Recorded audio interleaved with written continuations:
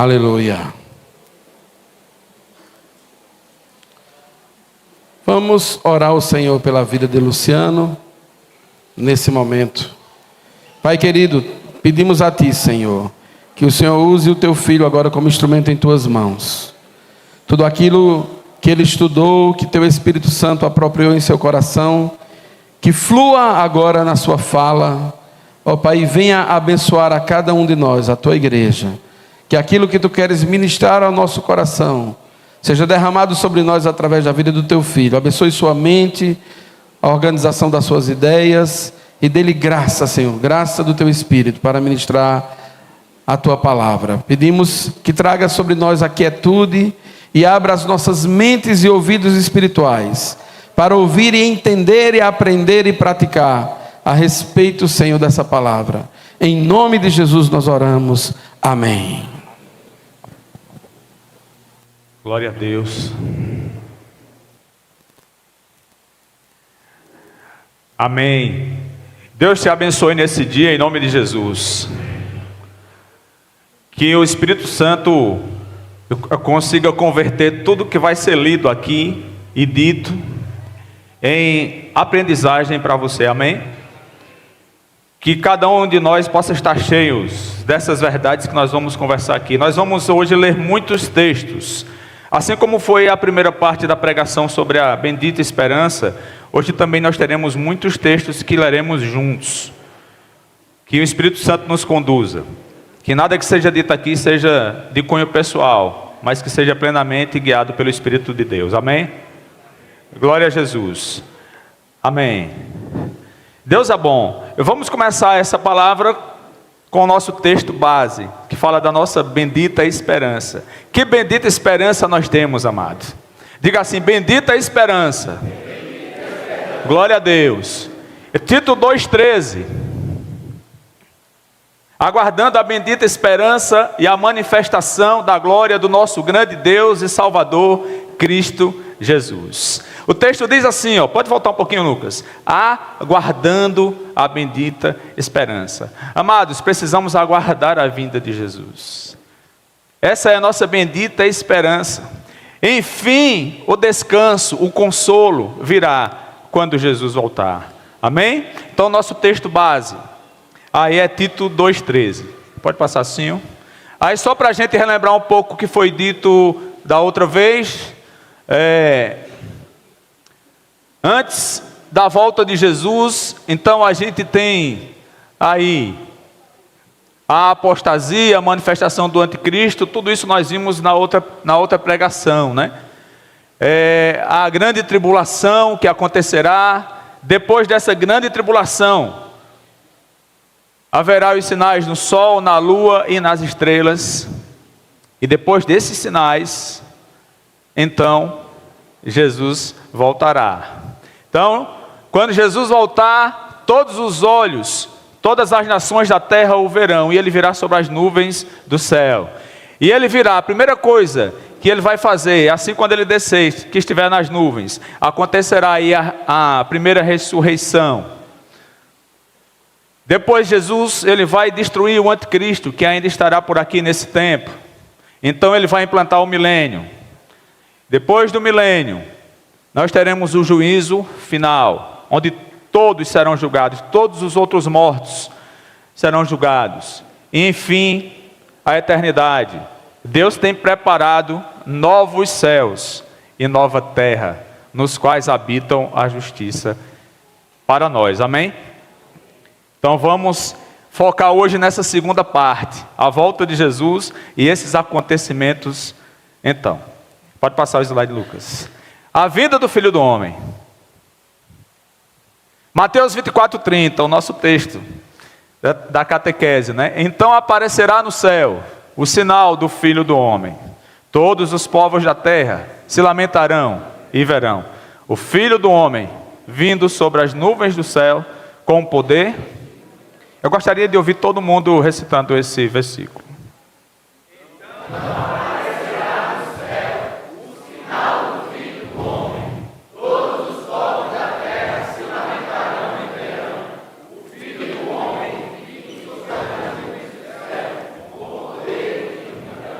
Amém.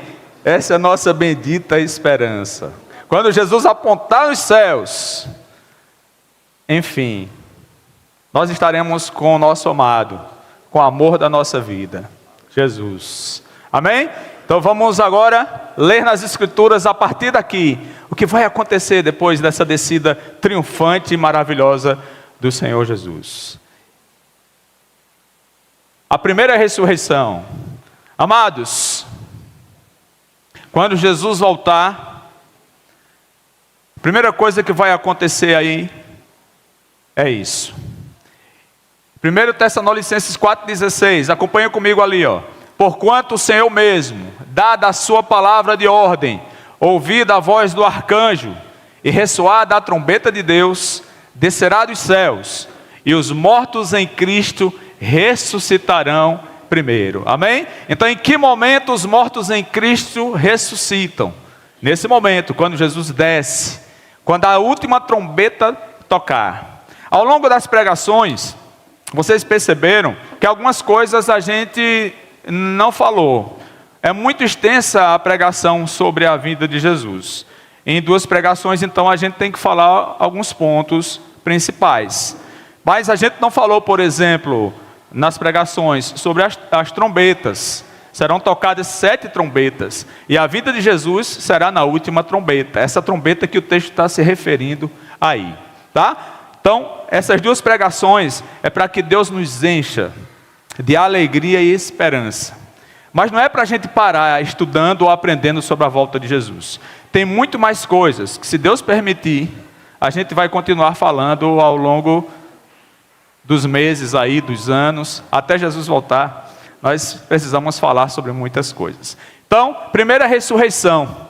Nesse momento, ressuscitarão os mortos em Cristo Jesus. Assim, quando a trombeta tocar e Jesus descer, os mortos em Cristo ressuscitarão primeiro. Próximo texto. Apocalipse 20, de 5 a 6. Os restantes dos mortos não reviveram, até que se completassem os 1000 anos. Esta é a primeira ressurreição. Bem-aventurado e santo é aquele que tem parte na primeira ressurreição. Sobre esses, a segunda morte não tem autoridade. Pelo contrário, serão sacerdotes de Deus e de Cristo e reinarão com ele os 1000 anos. Aleluia!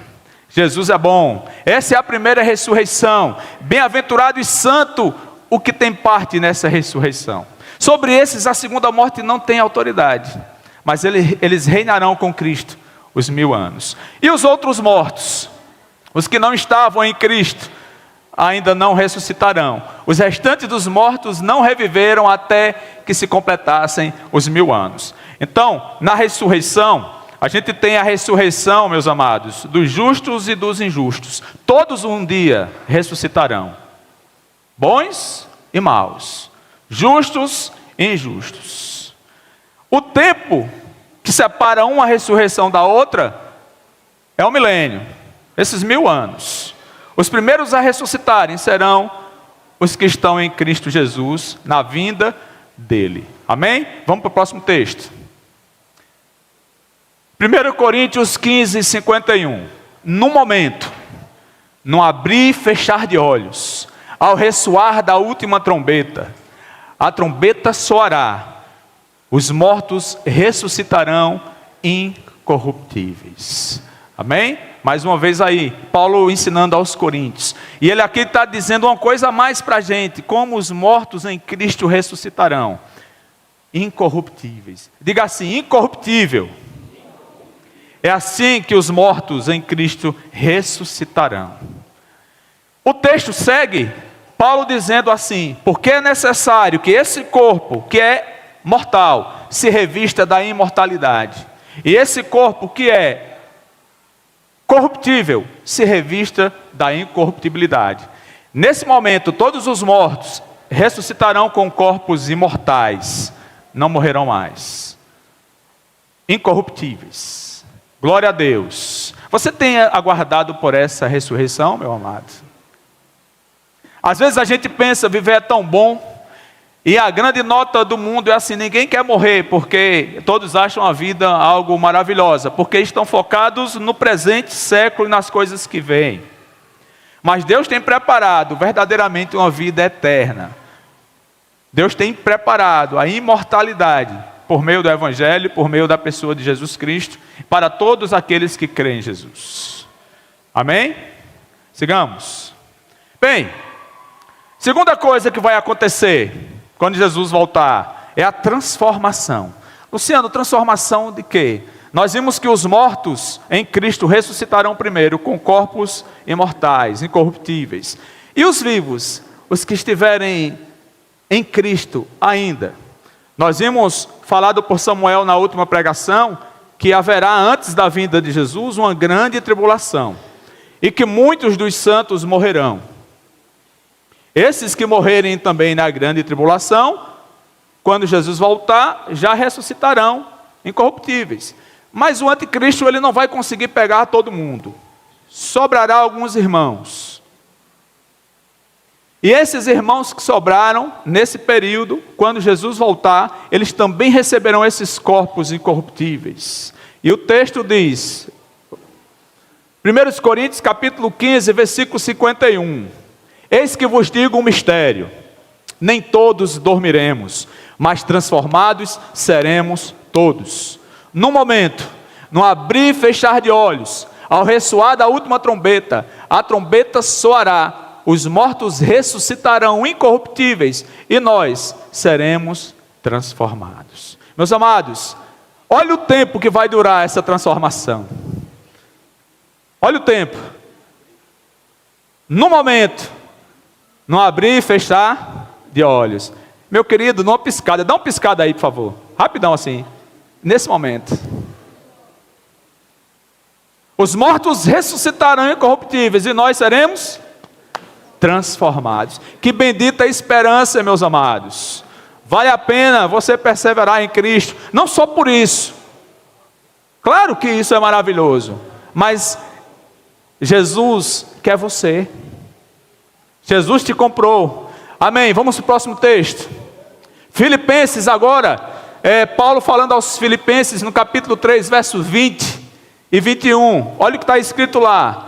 Pois a nossa pátria está nos céus, de onde também aguardamos o Salvador, o Senhor Jesus Cristo, o qual transformará o nosso corpo de humilhação. Diga assim, corpo de humilhação.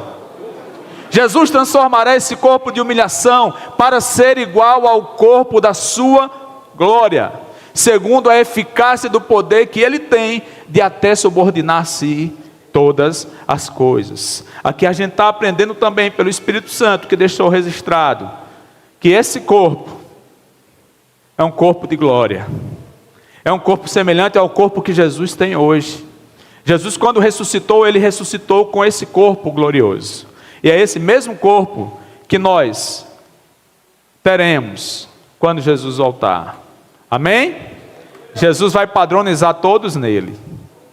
Jesus é o exemplo, é o modelo, e nós estamos esperando por isso. Esse corpo aqui, ó, de humilhação. Quantas vezes, meu amado, você não foi ao banheiro com problemas sérios, as viroses terríveis, os choros, quanto sofrimento? Jesus tem preparado coisas maravilhosas para você. Amém? Jesus é bom. Vai para o próximo slide, Lucas. Bem, Jesus desceu, os mortos ressuscitaram em Cristo, os vivos foram transformados, e agora tem aquela multidão. Você pensa, você imagina por um segundo comigo, todos os irmãos, todas as pessoas de Cristo, de todas as épocas, vão ressuscitar. Jesus diz em João capítulo 5, que nos túmulos, os mortos ouvirão a voz do Filho do Homem. Olha só. E aqueles que a ouvirem, sairão. Vai ser assim a ressurreição. Os túmulos assim, ó, de todos os lugares, de todo mundo. Quem é de Cristo, nesse momento, os mortos vão ouvir a voz dele, o ressoar da trombeta, e vão se levantar dos sepulcros. Meu amigo, isso vai ser um reboliço muito grande. Eu fico pensando nos cemitérios que tem por aqui, do cemitério do Cruzeiro, do Monte Santo. Rapaz, é aquele monte de vivo agora, não é mais morto, saindo dos sepulcros. Rapaz, que negócio maravilhoso, né? É coisa grande que Deus tem preparado. Só que quando eles ressuscitarem e nós formos transformados, depois que está todo mundo assim, ó, aí agora todo mundo vivo, tá? Todo mundo vivo e transformado. Aí Jesus vai arrebatar a igreja. É nesse momento que Jesus arrebata a igreja. Ele ainda está nas nuvens, ele não desceu, tá? Ele está fazendo tudo isso de lá. O comando está lá nas nuvens, todo olho vendo. E Jesus, ó, vai lá os mortos agora, os vivos. E então acontece o arrebatamento. Vamos ler alguns textos. 1 Tessalonicenses capítulo 4, versículo 16 e 17. Olha o que está escrito. Porquanto o Senhor mesmo, dada a sua palavra de ordem, ouvida a voz do arcanjo, ressoada a trombeta de Deus, descerá dos céus, e os mortos em Cristo ressuscitarão primeiro. Depois nós, os vivos, os que ficarmos, seremos arrebatados, juntamente com eles, entre as nuvens, para o encontro do Senhor nos ares. E assim estaremos para sempre com o Senhor. Isso é tremendo, meus irmãos. Os mortos ressuscitam, a gente é transformado, e aqui está dizendo que nós vamos ser arrebatados juntamente com eles, com os mortos que ressuscitaram. O arrebatamento é todo mundo agora vai encontrar Jesus aonde? Nos ares. A reunião vai ser nas nuvens. Eita coisa linda. Meu amigo, é coisa grande. O encontro do Senhor nos ares. E então estaremos para sempre com o Senhor. Amém, meus queridos? Vou só te lembrar, muitas outras coisas a gente tinha para dizer, mas numa pregação de 1 hora a gente precisa falar algumas coisas apenas. Beleza? Então vamos seguindo. Depois disso, o próximo evento que acontecerá é a destruição do anticristo. Quando Jesus arrebatar a sua igreja, e depois quando ele descer, ele vai descer de vez para cá, aí ele vai destruir o anticristo. Amém? Olha que coisa tremenda. Vamos ler, passa o slide, Lucas. Ainda tem também, desculpa aqui, o texto de Mateus 24:30 que fala no arrebatamento. Vamos ler também ele, né? Então aparecerá no céu o sinal do Filho do Homem, todos os povos da terra se lamentarão e verão o Filho do Homem vindo sobre as nuvens dos céus com poder e muita glória. E ele enviará os seus anjos com grande clangor de trombeta, os quais reunirão os seus escolhidos dos 4 ventos de uma a outra extremidade dos céus. É mais um texto que vai corroborar com aquele outro que a gente leu, e aqui ele está dizendo que quem vai arrebatar a gente? Os anjos. Amém? Vamos passar? Então, vamos falar na destruição do anticristo. É o que a gente chama de a batalha no vale de Josafá.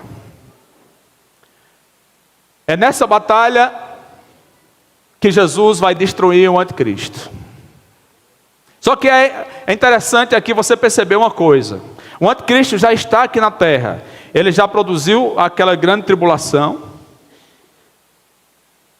E ele está por aqui ainda. E quando Jesus vem, uma das coisas que Jesus vai fazer é destruir o anticristo e o falso profeta.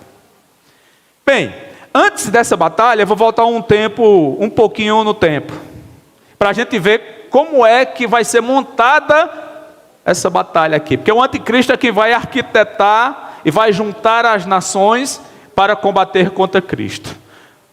Vai lá, olha só, Apocalipse 16:12 diz o seguinte: derramou o sexto a sua taça sobre o grande rio Eufrates, cujas águas secaram, para que se preparasse o caminho dos reis que vem do lado do nascimento do sol.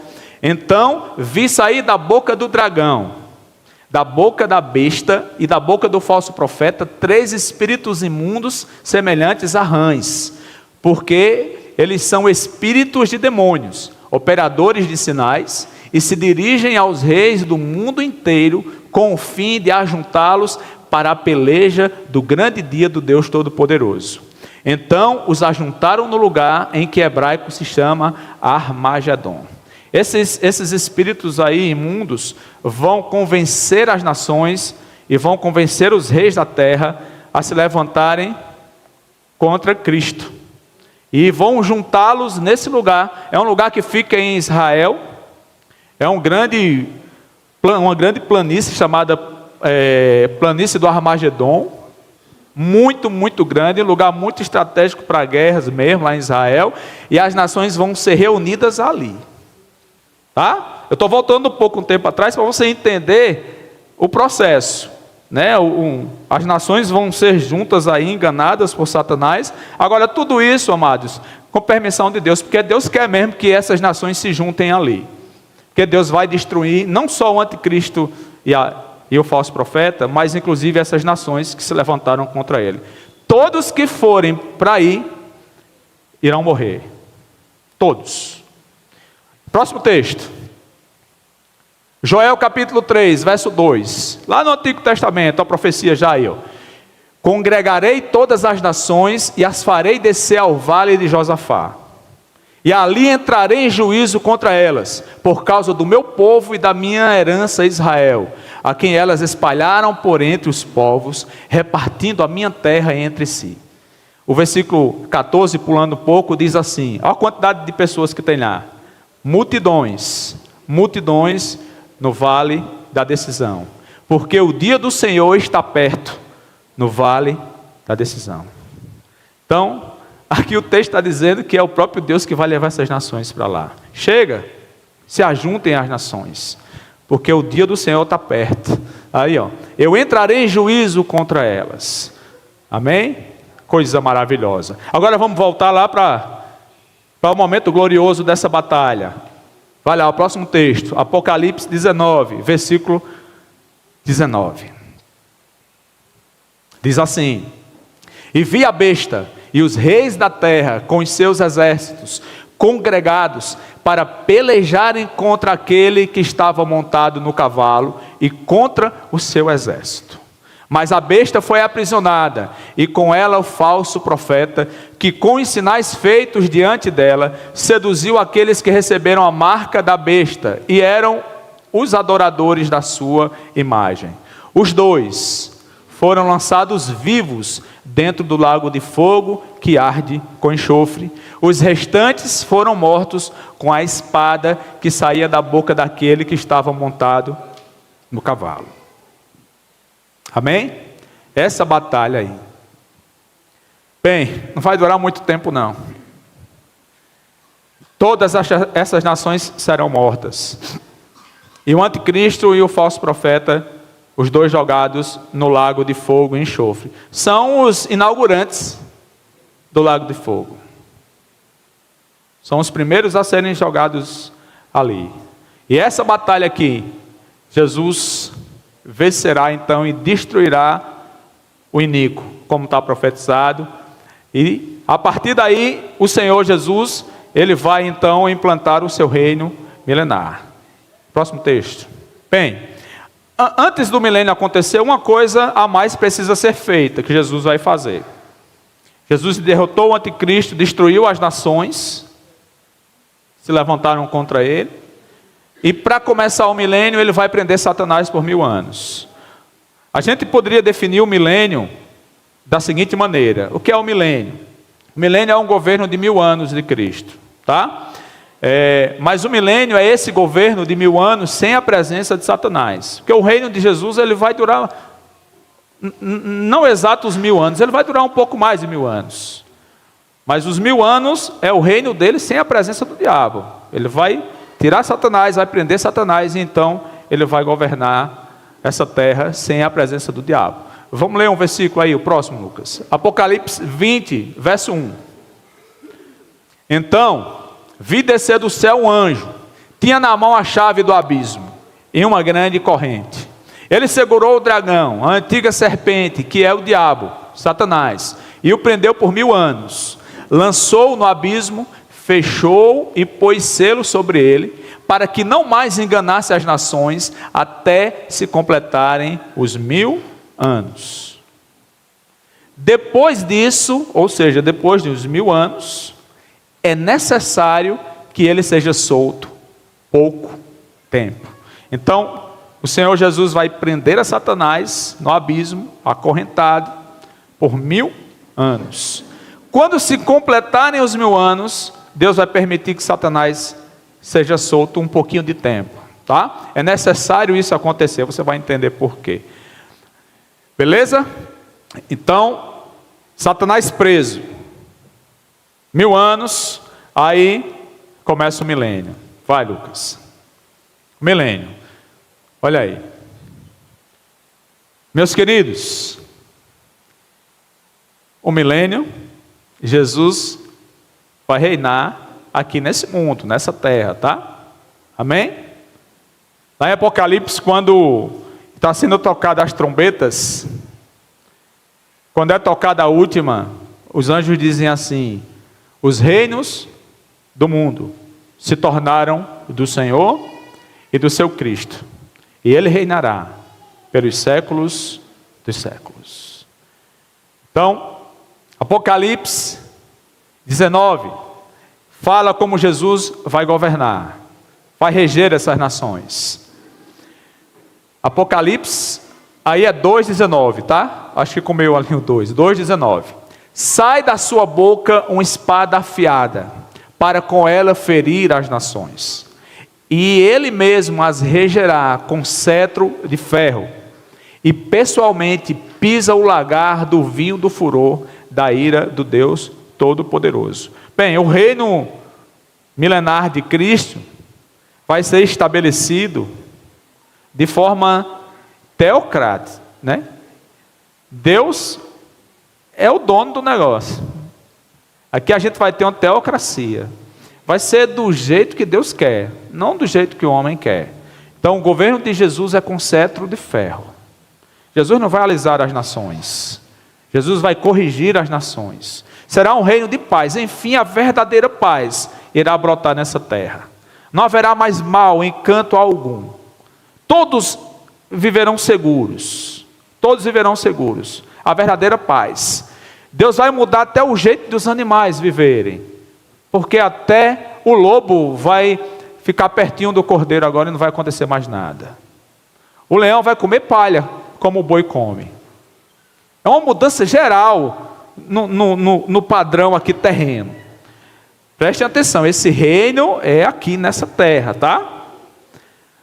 Nós vimos nos slides anteriores que multidões se juntaram contra Cristo e foram mortas. Além dos outros que já morreram nas pragas, nos toques das trombetas, desculpa. Mas restará ainda um povo aqui. Além de todo o povo de Deus, que nós estaremos com Cristo, restará algumas pessoas dessas nações que não se levantaram contra Cristo. E Jesus vai governar esse mundo todo. Nós vamos ler a partir daí. Eu estou dando um spoilerzinho, mas a gente vai ver isso nos textos. Passo próximo, Lucas. Além de Jesus, ele é o governante com vara de ferro, com cetro de ferro. Ele também promete uma coisa para nós. Ele disse que você também que está em Cristo Jesus vai reinar com ele e vai receber a mesma autoridade que Jesus recebeu. Olha que coisa interessante, meus amados. Jesus não tem preocupação em dividir o que ele recebeu do Pai com você. Olha que coisa interessante que o texto está dizendo ali de Apocalipse. Ainda em Apocalipse capítulo 2, versículo 25. Tão somente conservai o que tendes até que eu venha. Meus amados, conserva o que você tem de Jesus. Não deixa isso se perder, não. Conserva até que Jesus venha. Ao vencedor que guardar até o fim as minhas obras, eu lhe darei autoridade sobre as nações, e com cetro de ferro as regerá, e as reduzirá a pedaços, como se fossem objetos de barro. Assim como também eu recebi de meu Pai. Dar-lhe-ei ainda a estrela da manhã. Quem tem ouvidos, ouça o que o Espírito diz às igrejas. Não deixa entrar por um ouvido e sair pelo outro, não. Deixa entrar isso aqui, no teu ouvido e descer para o teu coração. É isso que Deus vai preparar para você. Assim como Ele recebeu do Pai dele, do nosso Pai, Ele vai dar a gente. Nós vamos também com um cetro de ferro reger e reduzir em pedaços, como se fosse um negócio de barro, um objeto de barro que a gente possa quebrar. Que tremendo. Então nós reinaremos com Cristo no milênio. Próximo slide, meu querido. Seguindo ainda, agora Apocalipse 20. Vi também tronos, e neste sentaram-se aqueles aos quais foi dada a autoridade de julgar. Vi ainda as almas dos decapitados por causa do testemunho de Jesus, bem como por causa da palavra de Deus, tantos quanto não adoraram a besta, nem tampouco a sua imagem, e não receberam a marca na fronte e na mão, e viveram e reinaram com Cristo durante 1000 anos. Até aqueles que morreram no período da tribulação, os fiéis em Cristo Jesus, quando Ele voltar, vão ressuscitar. E a promessa é que eles mesmos, aí, que foram até decapitados, irão reinar com Cristo. Então a gente já começa a entender o milênio. O reino de Cristo aqui, sem a presença de Satanás, com os santos reinando com Ele. Esse reino é um reino duro, mas é um reino de amor e a verdadeira paz. Duro porque só vai ser duro mesmo para quem quiser resistir. Mas vai ser uma maravilha. O reino do nosso Deus aqui nessa terra, na pessoa do Filho dele, Jesus. Amém? Vamos seguindo. Bem, e como será esse reino do rebento de Jessé? Eu coloquei rebento de Jessé porque é assim que as Escrituras se referem a ele, tá? Então vamos ler alguns textos a mais para a gente entender como será esse milênio. Então olha só. Mas julgará com justiça os pobres e decidirá com equidade a favor dos mansos da terra. Ferirá a terra com a vara da sua boca e com o sopro dos seus lábios matará o perverso. A justiça será o cinto dos seus lombos e a fidelidade o cinto dos seus rins. O lobo habitará com o cordeiro e o leopardo se deitará junto ao cabrito. O bezerro, o leão novo e o animal cevado andarão juntos, e um pequenino os guiará. A vaca e a ursa pastarão juntas, e as suas crias juntas se deitarão. O leão comerá palha como boi. A criança de peito brincará sobre a toca da áspide, e o já desmamado meterá a mão na cova do basílico. Não se fará mal, nem dano algum em todo o meu santo monte, porque a terra se encherá do conhecimento do Senhor, como as águas cobrem o mar. Olha que coisa linda.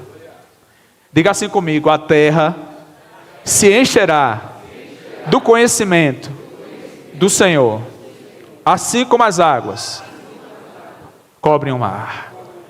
Essa vai ser a terra quando Jesus voltar. Você está querendo paz? Está aqui a paz, a verdadeira paz, é Cristo Jesus, e o reino do nosso Deus na pessoa do seu Filho amado Jesus. Vamos ler mais textos, aí, ainda seguindo, tá?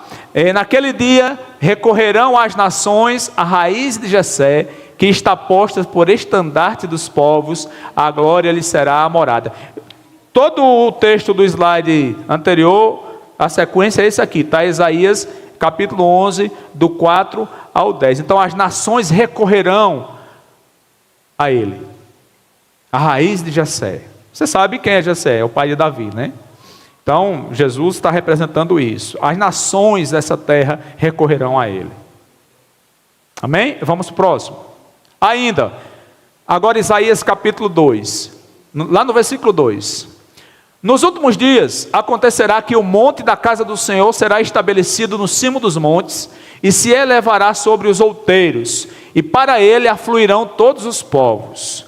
Irão muitas nações e dirão: vinde e subamos ao monte do Senhor e à casa do Deus de Jacó, para que nos ensine os seus caminhos e andemos pelas suas veredas. Porque de Sião sairá a lei e a palavra do Senhor de Jerusalém. Ele julgará entre os povos e corrigirá muitas nações. Estas converterão as suas espadas em relhas de arado e suas lanças em podadeiras. Uma nação não levantará a espada contra outra nação, nem aprenderão mais a guerra. Que coisa linda, meus queridos. Olha o que Jesus vai ensinar. Ele tanto vai corrigir as nações, ele vai ensinar, ele vai julgar entre muitos povos. A verdadeira paz brilhará nessa terra, nesse período. Olha que tempo maravilhoso será esse, o tempo do governo do Senhor Jesus. Vamos seguindo. Não haverá mais nela criança para viver poucos dias, nem velho que não cumpra os seus. Porque morrer aos 100 anos é morrer ainda jovem, e quem pecar só aos 100 anos será amaldiçoado. Eles edificarão casas, e nelas habitarão. Plantarão vinhas e comerão o seu fruto. Não edificarão para que outros habitem, não plantarão para que outros comam, porque a longevidade do meu povo será como a da árvore, e os meus eleitos desfrutarão de todas as obras das suas próprias mãos. Não trabalharão debalde, nem terão filhos para calamidade, porque são a posteridade bendita do Senhor, e os seus filhos estarão com eles. E será que antes que clamem, eu responderei. Estando eles ainda falando, eu os ouvirei. O lobo e o cordeiro pastarão juntos, e o leão comerá palha como boi. Pó será a comida da serpente. Não se fará mal, nem dano algum em todo o meu santo monte, diz o Senhor. Haverá longevidade. A longevidade voltará no período do milênio. Aqui está dizendo que se alguém pecar só aos 100 anos, será amaldiçoado. Jesus não vai permitir pecado nessa terra. Quem pecar vai colher as consequências do seu pecado, se pecar. Mas, olha o que diz. Volta aí um slide, é só mais um. Não haverá mais nela criança para viver poucos dias. É tão triste, né, amado? Às vezes você vê nas reportagens, crianças morrem cedo, por diversos motivos, né? E aqui a promessa é que não haverá mais nela criança para viver poucos dias, nem velho que não cumpra os seus.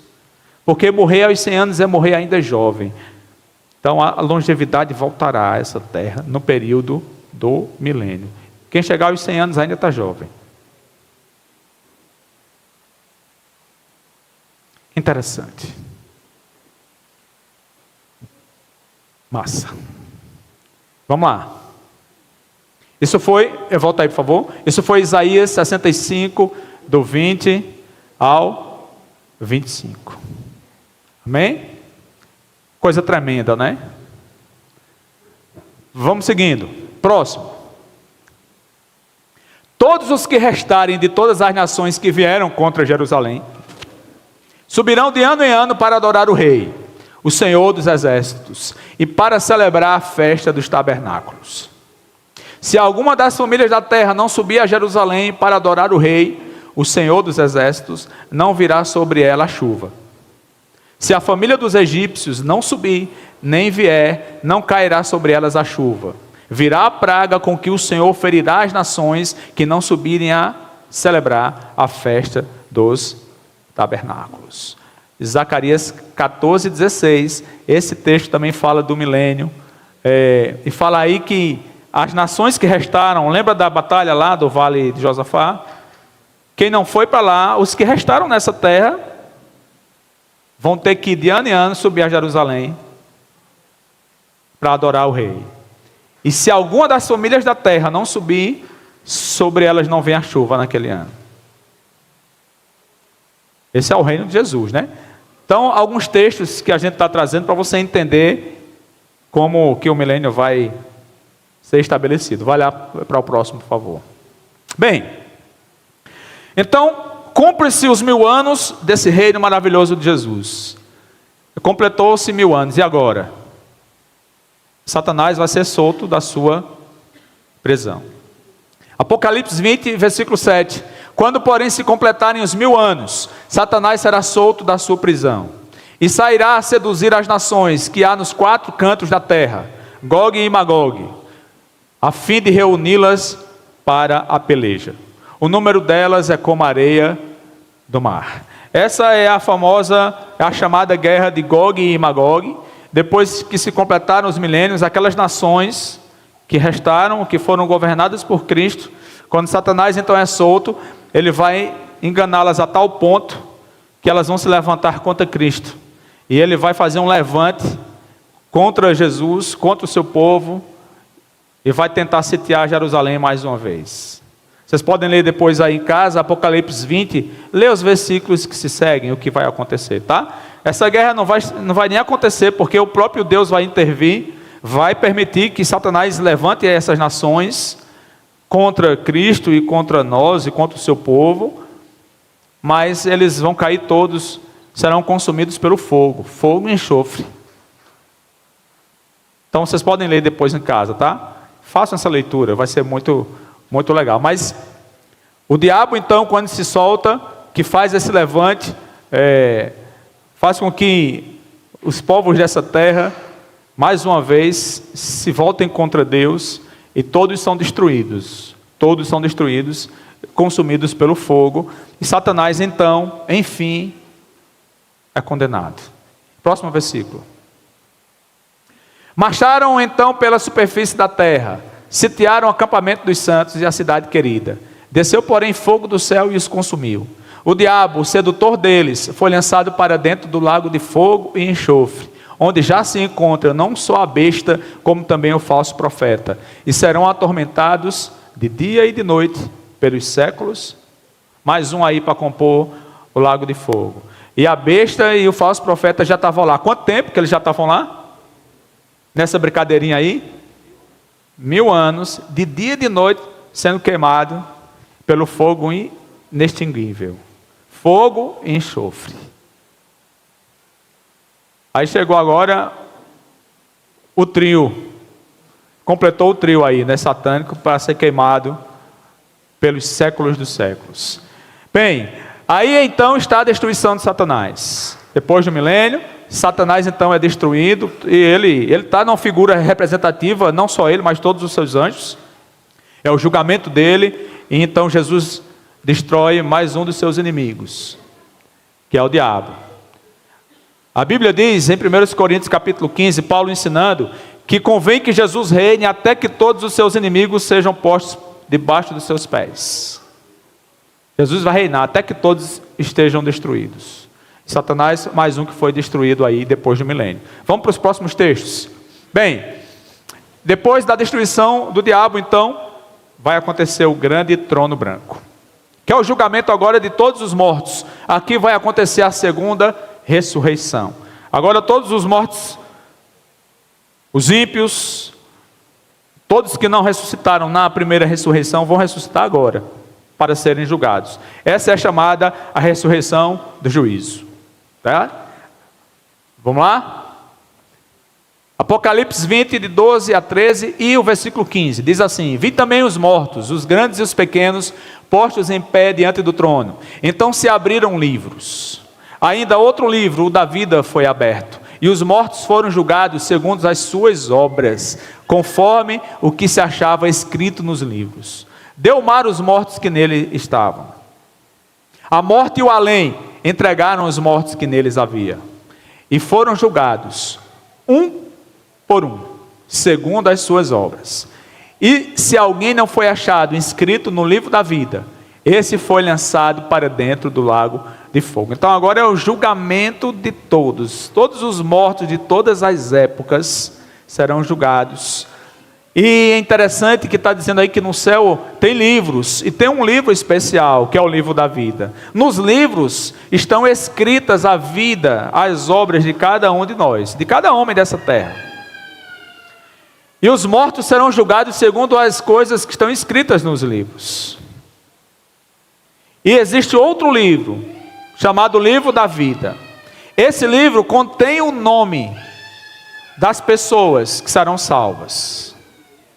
Se o nome de alguém não estiver nesse livro da vida, ele vai ser lançado no lago de fogo e enxofre.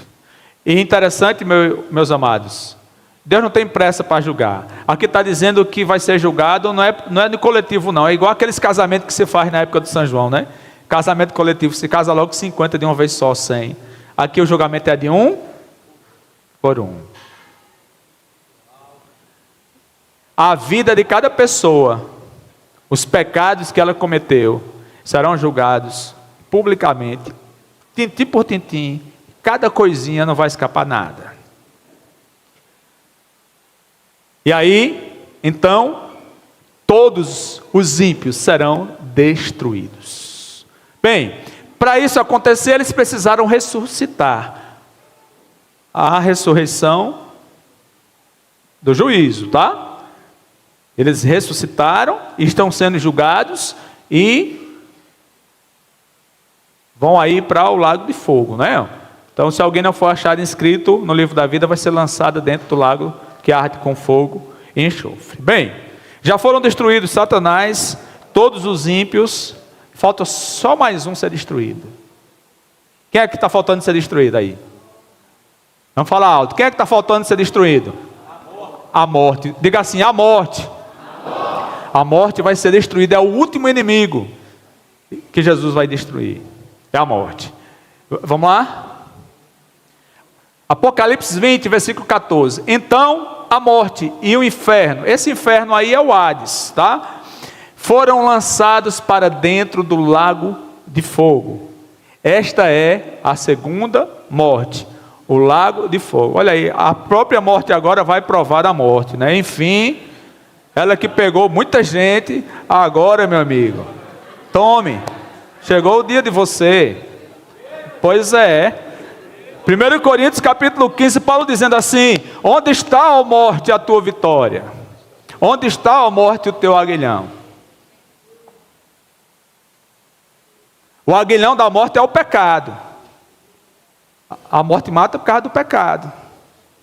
E a força do pecado é a lei. Mas Paulo diz assim: bem-aventurados, né? Os que estão em Cristo Jesus. Porque esses serão vencedores. Amém, queridos? Jesus venceu a morte. E quem está em Cristo Jesus também vencerá a morte. E enfim, a morte será destruída definitivamente. Tanto ela como o próprio Hades, que é quem contém todos os mortos que estão em sofrimento atualmente. Os dois serão lançados dentro do lago que arde com fogo e enxofre. Bora? Próximo. Bem, destruídos todos os inimigos. A morte, não existe mais morte.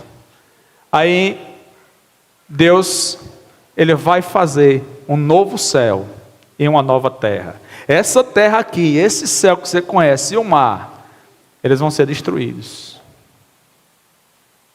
Todos os salvos habitarão agora nesse novo céu e nessa nova terra. Vamos ver algumas coisas que falam, alguns versículos que falam dessa eternidade. E aqui que entra a eternidade, o novo céu e a nova terra. 2 de Pedro, capítulo 3, versículo 13. Nós, porém, segundo a sua promessa, esperamos novos céus e nova terra, nos quais habita. Pedro já está profetizando. É isso que nós esperamos, meus amados. Todo discípulo de Jesus tem que esperar isso. Senhor, manda, Senhor, prepara o novo céu e a nova terra. Um lugar que habita justiça, definitivamente. Nem morte vai existir mais, nem Satanás, nem os ímpios, nem uma nação, porque no milênio ainda tinha povos ainda que não eram povo de Deus, né? Nós vamos ressuscitar e vamos estar lá também com Jesus. Mas tinha muitas nações, as nações que sobraram, que foram governadas por Cristo e que tiveram conhecimento de Deus. Mas você viu que no fim o diabo conseguiu enganar essas nações e Deus então destruiu todos. Mas aqui não haverá mais nação que não seja dos salvos, dos perfeitos. Aqui só habitará a terra o justo. Apocalipse 21:1. Vi novo céu e nova terra, pois o primeiro céu e a primeira terra passaram e o mar já não existe. Eu estava comentando com minha esposa esses dias, compartilhando um pouco do que estava lendo, aí eu dizendo para ela, lendo esse texto, ela disse: eita, o mar não vai existir mais, né? Ó, você que gosta de um marzinho, de uma praia, aproveita, tá? Novo céu e nova terra, não vai precisar de mar não. Aqui não vai ter mar não. Meu amigo, vai ter coisa muito melhor, você não tem ideia. Nem a gente sonha o que vai ter. Só algumas coisinhas que a Bíblia diz, que é pra gente, é o spoiler divino, que é pra gente saber como vai ser bom esse negócio, tá? Bom demais. Ó, o mar não vai existir mais. Você sabia por que o mar existe? Ah, é para eu tomar banho na praia? Não. Você se aproveita disso. O mar existe, meus queridos, porque o nosso Deus, Ele é, além do nosso Criador, Ele é um físico perfeito. Ele é o melhor professor de física, de química, de matemática que existe. Ele criou o mar para a gente poder viver. Mesmo que a gente não tome a água do mar, Mas se não tivesse essa porção de água que existe, a gente estava tudo morto. Porque o sol, durante o dia, aquece tanto a terra, né? A gente está aqui de vez em quando no sofrimento. Eita, está muito quente em Campinas, não sei o quê. Essa temperaturazinha, pelo menos que a gente diz que é quente, só está assim equilibrada por causa da água. 70% do planeta é água. A água funciona como um regulador térmico do planeta. Se não existisse água, não teria vida. A gente ia morrer de sede, obviamente, mas também não ia suportar a temperatura. Tá? Se tem sol, se tem água aquecendo, tem que ter água. Por isso que tem água nos carburadores do carro para refrigerar. O sistema de refrigeração é feito com água, porque ela consegue roubar o calor todo e ela mesmo não esquenta muito. A água é um negócio espetacular, foi o nosso Deus que fez. Vai para a praia durante o dia para você ver. 11 horas da manhã, tira a chinela na areia, bota o pé na areia para você ver. Meu amigo, o cara só vê os pulinhos, né? Vai para a água, geladinha, maravilha. A água regula. Imagina se não tivesse água. Toda a terra seria aquela temperatura que você está vendo ali ou mais. Possivelmente mais. E de noite, a areia fria, gelada e a água bem quentinha. Então, a água serve para regular. É assim, essa proporção, ela é constante. A terra é 70% de água, o nosso corpo é 70% de água, senão a gente não suportaria. Mas nesse momento não vai precisar mais dessa água. Não vai precisar mais. Vai estar tudo perfeitinho, é uma nova física, uma nova química. Viu? Olha reclamar. Será que dá certo, hein? A gente ensinar essas coisinhas? Brincadeiras à parte. Será uma nova física, uma nova química lá, viu? Mas ninguém vai precisar mais de professor, vai ser todo mundo sabido. Porque a Bíblia diz que hoje em parte nós conhecemos, em parte cremos, até que venha o que é perfeito. Quando vier o que é perfeito, a gente não vai precisar desses conhecimentos em parte que a gente tem. Amém? Vamos para o próximo. Bem, aí também, além desse novo céu, dessa nova terra, Deus vai fazer descer a nova Jerusalém. Porque aquela Jerusalém do milênio era Jerusalém terrena, a cidade lá do grande rei. Mas toda essa terra vai ser destruída. Então Deus preparou uma nova Jerusalém para colocar nessa nova terra. Olha aí, Apocalipse 21, de 2 a 3. Vi também a cidade santa, a nova Jerusalém, que descia do céu, da parte de Deus, ataviada como noiva adornada para o seu esposo. Então ouvi grande voz vinda do trono dizendo: eis o tabernáculo de Deus com os homens. Deus habitará com eles. Eles serão povos de Deus, e Deus mesmo estará com eles. Meus queridos, agora Deus vai estar conosco. Ele mesmo estará com a gente. Todos serão povos de Deus. Vai lá, próximo. Apocalipse 21. Aquele que falava comigo tinha por medida uma vara de ouro para medir a cidade, as suas portas e a sua muralha. A cidade é quadrangular, de comprimento e larguras iguais. Então, o comprimento da cidade e a largura é igualzinho. Ela é quadrada, quadrangular, como diz o texto aí, tá? E mediu a cidade com a vara até 12.000 estádios. Meu amigo, é grande, viu? Olha, pense no estádio. Eu vou falar no estádio, aqui o Amigão, por exemplo. Olha o comprimento da cidade. Imagina 12.000 amigões assim, um do lado do outro. É grande ou pequeno? Se você considerar um estádio desse aí como 160 metros, mais ou menos, 12.000 vezes 160 metros. Rapaz, é um negócio grande, viu? Eu acho que vai daqui, vai passando da Bahia, isso é só o comprimento da cidade, viu? E a largura do mesmo jeito. Isso é só a cidade, tá? Só a Nova Jerusalém. Bem, mediu também a sua muralha. 124 côvados, medida de homem, isto é, de anjo. A estrutura da muralha é de jaspe. Também a cidade é de ouro puro.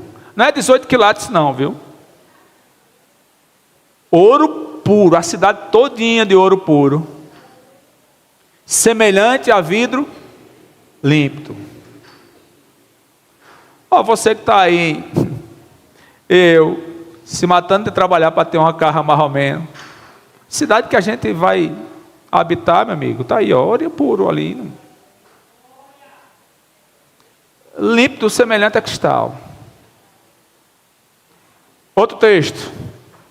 Estou colocando só alguns versículos. Tu quer aprender tudo sobre a santa cidade, sobre essa eternidade, lê capítulo 21 de Apocalipse, lê depois. E capítulo 22, lê todinho. Eu estou pegando só alguns versículos, tá bom? Nela não vi santuário, porque o seu santuário é o Senhor, o Deus Todo-Poderoso e o Cordeiro. Olha quem é o santuário da cidade. O Cordeiro, Jesus e Deus. Nela não vai ter templo para ninguém adorar a Deus. Ele é o santuário e o filho dele. A cidade não precisa nem do sol, aleluia, graças a Deus, nem da lua para lhe darem claridade, pois a glória de Deus a iluminou e o Cordeiro é a sua lâmpada. Não tem mais mar, não vai ter mais sol, nem vai ter mais lua. Quem vai iluminar a cidade e toda a terra? Deus. Se o Sol consegue iluminar essa terra toda e os outros planetas do sistema solar, quanto mais Deus, que é o Criador do Sol, que vai estar aqui conosco, Ele vai ser a lâmpada que vai iluminar essa nova terra. As nações andarão mediante a sua luz. Todas as nações dos salvos agora andarão mediante a luz dela. E os reis da terra lhe trazem a sua glória. Olha que coisa tremenda. Esses reis da terra não são mais os reis corruptos. Agora Deus vai organizar bem direitinho, e os reis da terra serão todos salvos. E eles vão trazer a honra deles, das nações, para Jerusalém. As nações andarão mediante a sua luz, e os reis da terra lhe trazem a sua glória. Vamos mais, outro versículo. Apocalipse 22, todos os textos que se seguem agora, com exceção a poucos aí que eu vou colocar, é do capítulo 22 de Apocalipse, tá? 1. Então me mostrou o rio da água da vida, brilhante como cristal, oh que maravilha, que sai do trono de Deus e do Cordeiro. Brota do trono de Deus e do Cordeiro o rio da vida. No meio da sua praça, de uma e outra margem do rio, está a árvore da vida, que produz 12 frutos, dando seu fruto de mês em mês, e as folhas da árvore são para a cura dos povos. Ninguém vai mais morrer, né? Se precisar de alguma coisinha, as folhas da árvore servem para a cura dos povos. E a árvore da vida está aí, ó, dando 12 frutos, cada mês um frutinho. Que maravilha, vai lá Lucas. Versículo 3, nunca mais haverá qualquer maldição. Nela estará o trono de Deus e do Cordeiro. Os seus servos o servirão, contemplarão a sua face, e na sua fronte está o nome dele. Então já não haverá noite, nem precisam eles de luz de candeia, nem da luz do sol, porque o Senhor Deus brilhará sobre eles, e reinarão pelos séculos dos séculos. Amém, meus queridos? Eita, nem lâmpada de LED a gente vai precisar mais. Que maravilha, olha aí. Versículo 6, disse-me ainda, estas palavras são fiéis e verdadeiras. O Senhor, o Deus dos espíritos dos profetas, enviou o seu anjo para mostrar aos seus servos as coisas que em breve devem acontecer. Eis que venho sem demora. Bem-aventurado aquele que guarda as palavras da profecia desse livro. Bem-aventurados aqueles que lavam as suas vestiduras no sangue do Cordeiro, para que lhes assista o direito à árvore da vida e entrem na cidade pelas portas. Meus queridos, vou abrir um parênteses aqui que é importante, porque assim, alguém pode pensar assim entre nós, que esse negócio de andar na luz, confessar as coisas quando erram, estar na luz, né? Eu vou ter que fazer, né? Até quando? Olha, você vai fazer, meu querido, isso até Jesus voltar. Porque o que nos garante acesso a tudo isso é o sangue do Cordeiro. É o sangue. E a Bíblia diz assim, que se nós andarmos na luz, 1 de João, capítulo 1, do verso 5 ao 7, né? Se a gente andar na luz, como Ele na luz está, a gente mantém comunhão uns com os outros, e o sangue de Jesus, o seu Filho, nos purifica de todo o pecado. Então, meu querido, andar na luz é muito importante. Vamos continuar guardando o que a gente tem até o fim. Amém? Vai para os próximos, Lucas. Eu, Jesus, enviei o meu anjo para vos testificar estas coisas às igrejas. Jesus quer que as igrejas creiam nisso, saibam disso. Tudo que a gente leu, tá? Eu sou a raiz e a geração de Davi, a brilhante estrela da manhã. Versículo 17 ali, ó, de Apocalipse 22. O Espírito e a noiva dizem, vem. Aquele que ouve, diga, vem. Aquele que tem sede, venha. E quem quiser, receba de graça a água da vida. Versículo 20. Aquele que dá testemunho destas coisas diz, certamente venho sem demora. Amém. Vem, Senhor Jesus. Maranata. Amém, meus queridos. Próximos. Aquele que dá testemunho dessas coisas, nós já lemos. Vai para o próximo. Bem, os últimos versículos. Aí, 1 Coríntios 15, 58. Portanto, meus amados irmãos, sede firmes, inabaláveis e sempre abundantes na obra do Senhor, sabendo que no Senhor o vosso trabalho não é vão. Quando a gente se converte, meus queridos, a Bíblia diz que a gente precisa abrir mão de todas as coisas para seguir Jesus. Para alguns de nós, a renúncia é bem maior, né? Mas todos temos que renunciar todas as coisas. E renunciar ao nosso próprio eu. Mas Jesus, Ele promete para a gente de fato vai perder todas as coisas para ganhar a Cristo. Mas o que a gente vai ganhar é muito maior. O que Ele tem prometido é muito grande. E a gente viu e ouviu aqui só algumas coisas, que é para a gente crer mesmo. Porque a gente não tem ideia de como vai ser isso assim. Isso aqui é só para a gente ter aquela noção. Mas a Bíblia diz assim, que nem olhos viram, nem ouvidos ouviram, nem penetrou no coração de homem algum, as coisas que Deus tem preparado para aqueles que o amam. Amém? Então essas coisas que Ele nos deixou escrito, e que está testemunhado ali por Jesus, que Ele quer que essas coisas sejam testemunhadas às igrejas, a gente precisa crer. E nós somos o povo mais feliz dessa terra. Embora muito sofrimento, mas nós temos a coisa mais importante, que é Jesus. Amém? Se alguém que está aqui ainda não refletiu um pouco sobre sua vida, e não entregou a sua vida ainda a Jesus, não perca tempo. Jesus quer você também. Jesus quer você participante dele. E que você também possa colher todos esses frutos do que nós lemos aqui. Amém? Fica de pé um pouquinho.